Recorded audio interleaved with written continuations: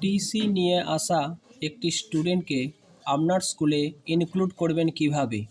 প্রথমে যে কোনো একটি ব্রাউজার থেকে banglasikha.gov.in এই ওয়েবসাইটটিতে আসুন।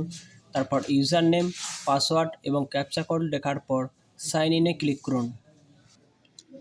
তারপর এই ধরনের পেজটি এলে প্রমোশন অ্যান্ড ট্রান্সফার এই লেখাটিতে ক্লিক করুন। এইখান থেকে স্টুডেন্ট ট্রান্সফার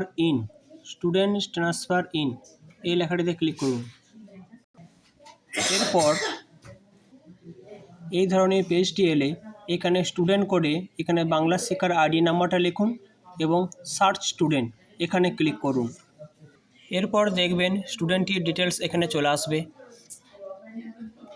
স্টুডেন্ট কোড, নাম, কন্ট্যাক্ট নাম্বার, এমনকি এখানে দেখবেন ছবিও দেখাবে।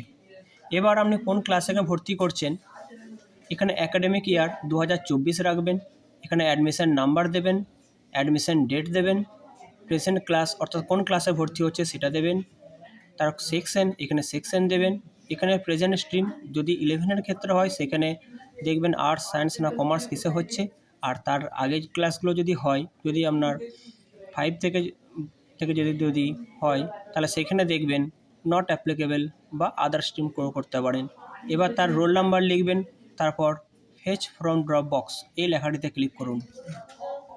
তারপর দেখবেন successfully student fetch from drop box, অর্থাৎ আপনার কাজটি হয়ে গেছে। এবার দেখবেন আপনার স্কুলে যে ক্লাসের এন্ট্রি করেছেন সেই ক্লাসে দেখবেন তার নামটি চলে আসবে।